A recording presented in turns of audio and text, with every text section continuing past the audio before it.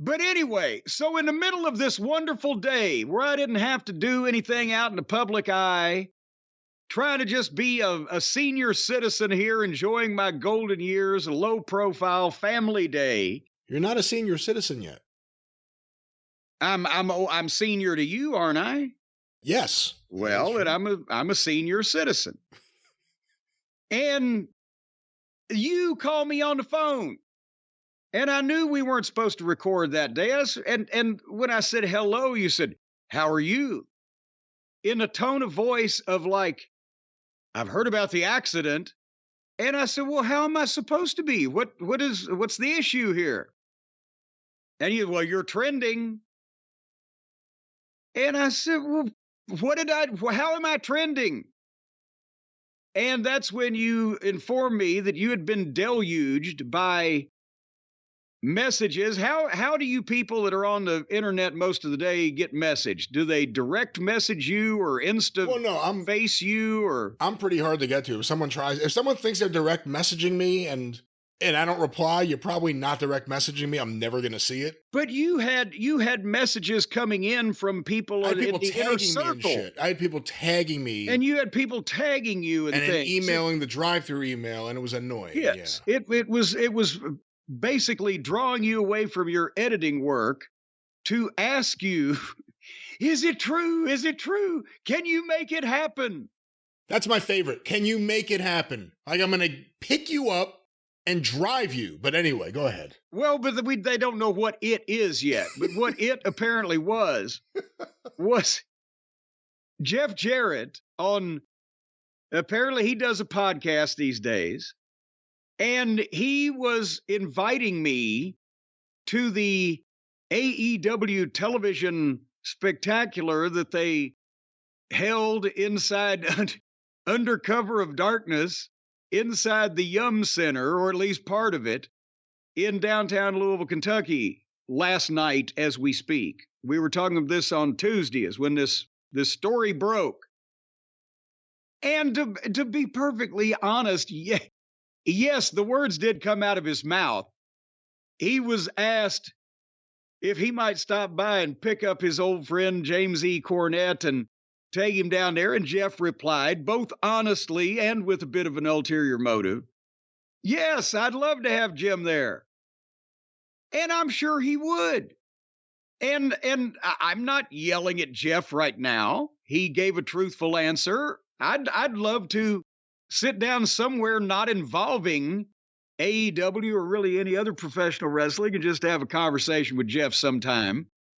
But he said, yeah, I'd love to have him. And I bet he would. He would probably enjoy having me and Dutch Mantell sitting next to him while he's in that building instead of the plethora of buffoonery that he's got right now surrounding him. But he said that. And then apparently the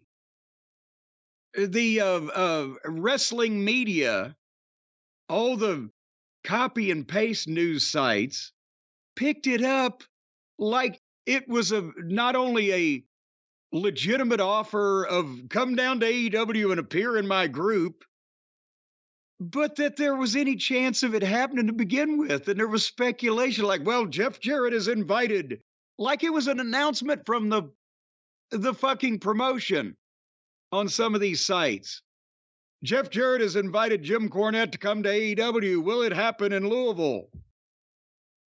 And which Jeff, bless him, his little pea-picking heart, because he's a third-generation promoter, was smart enough to know that if anybody was for the people who like that kind of thing, that's the kind of thing those people like, AEW.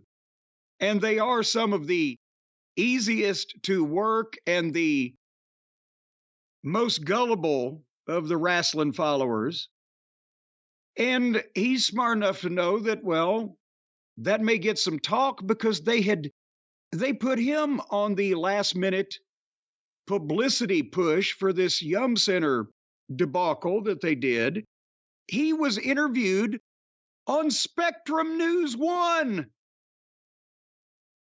If you in Louisville, Kentucky don't get your news, your television news, from any of the network affiliate stations, Fox, ABC, NBC, CBS, the local stations with the professional news teams and programs and various, offshoots, hours per day. You can sit there and watch the people who weren't good enough to get a job on those news teams do the local news on the fucking cable Barker channel. And Jeff was interviewed there because they sent him up because he might be the one person on their roster that still means something in fucking Louisville. And they sent Big Show to OVW to push the 2-for-1 deal. So that's what it would. Jeff figured, yes, I'd like to have him there because that was an honest answer. And as I mentioned, I'd like to visit with Jeff, just not there. And also, he knew that maybe it would drum up some fucking last-minute ticket sales because of the fiasco that they had in a 23,000-seat building, which we'll talk more about in a second. But we actually had to issue statements that I know I'm not going to fucking be there because people's heads were on fire one way or the other, either for it or against it. And they were, and because they couldn't get to me, they were belaboring you. Well, and let me also say, although not known, and we're not going to talk too much about it, this came on the heels of a couple of bizarre inquiries from AEW about Jim attending. And we can't go into too much detail because it's off the record. And one of them is, the other one I just don't want to talk about. But there were weird inquiries about getting you there. And then all of a sudden, or trying to get me to sniff around about going. It was bizarre. It was really, really bizarre. But on top of that, then all of a sudden it's everyone saying, what do you say? Is Jim going to go? That's what I said before. Do something. You got to do something. What do you want me to do? Pick him up and go there? By the way, I'd be dropping him off because I ain't staying. Yeah. Drop him the back gate of the Yum, said, all right, I'll see you later, Jim. But that's the thing is that, again, people and I'm not talking about a quality, news site like fucking, well, I guess, or the Sports Illustrated or something like that quality anymore. But I'm talking about the off-brand websites. They're running with it like it's a fucking legitimate thing. And the reason why that you called me when I got on Twitter for a second to see what in the world this was about, because I was trending while I'm trying to cook fucking crab cakes. I get on there, I see half the people again, the AEW clowns, their heads are on fire. Well, I will never watch them again if Jim Cornette shows up there. And our listeners are like, yeah, God, can you imagine if he got then cut the promo on whatever? And they're all happy about it. And so to try to get people to leave you alone, and so you'd leave me alone, I go back to my crab cakes.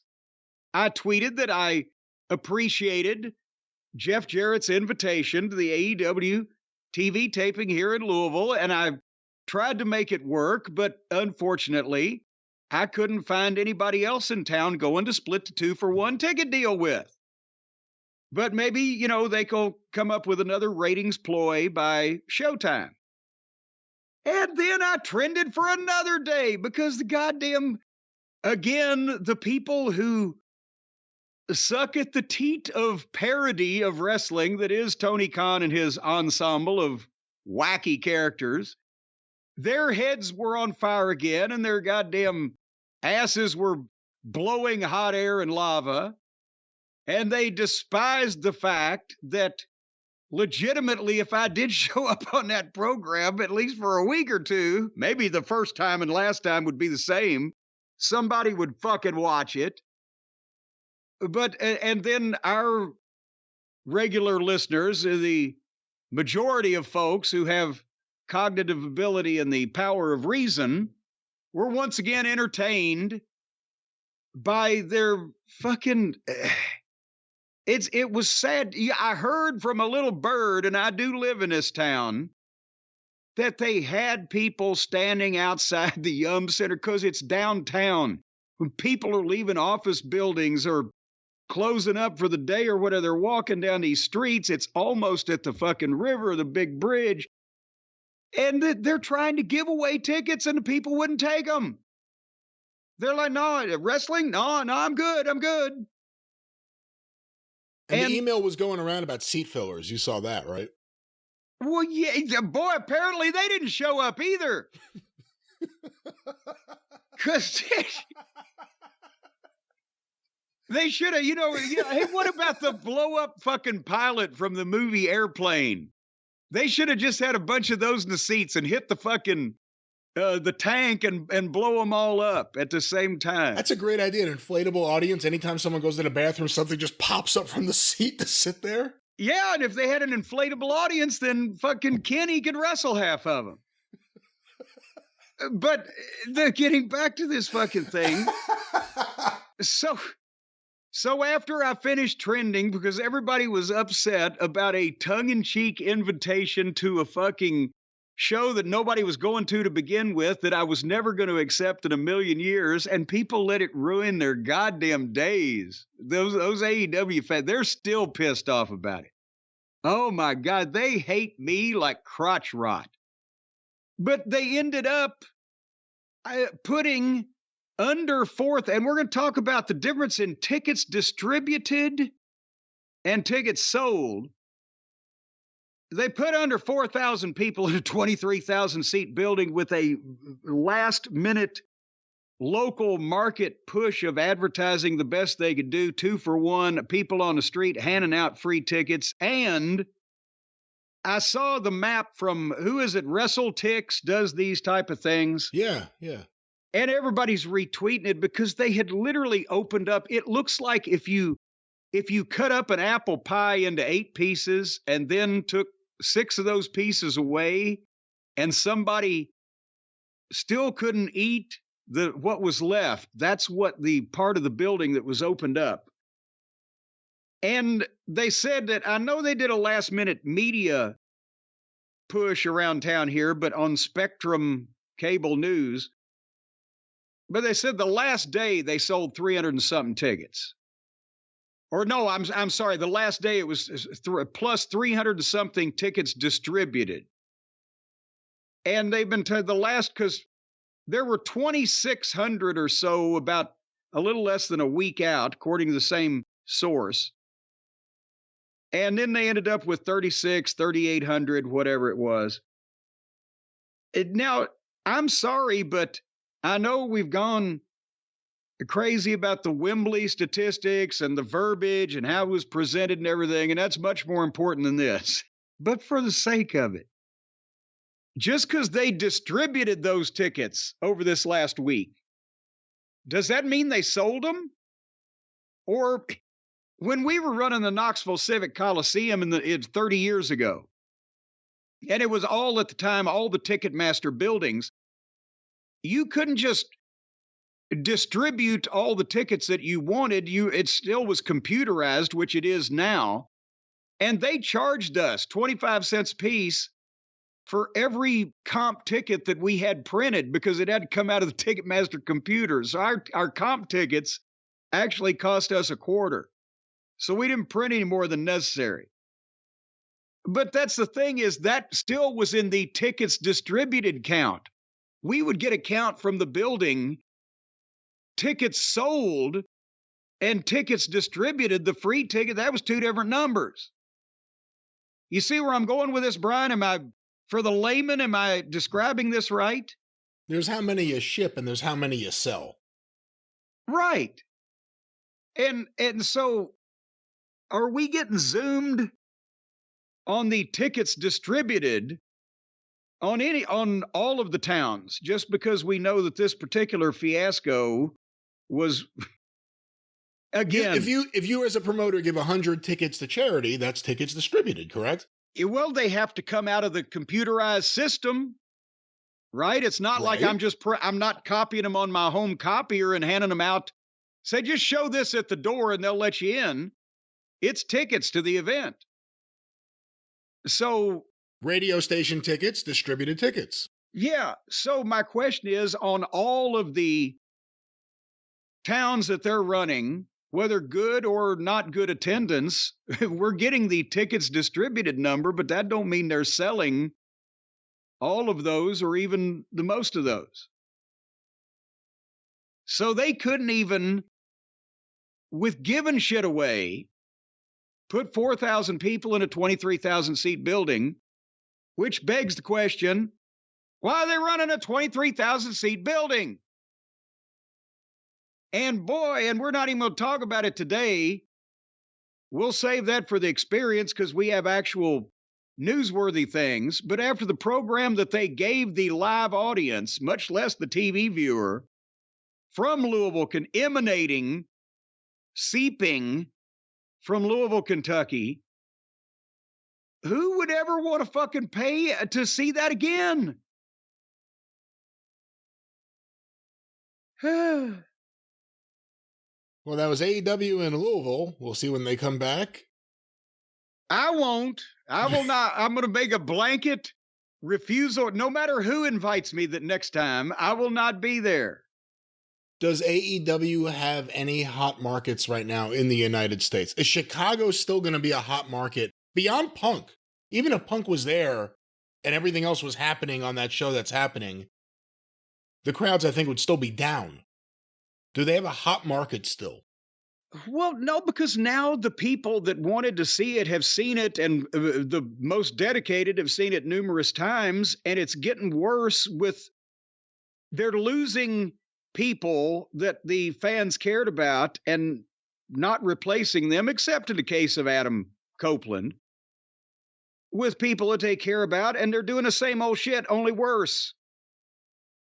So why do you continue to, I mean, do we think that MJF versus Jay White has the cachet in the industry, as they say, that MJF versus Danielson in the 60-minute match, or MJF and Punk and Dog, whatever that had? No. What?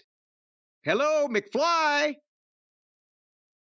And nothing else is attractive. And they've got this weird thing they're doing now where MJF is unfortunately the center of everything because he's the only guy that they can count on to deliver a performance of whatever description, but they're all dragging him down because he's playing with children. And so they've cooled off quick. It's happening in front of our eyes.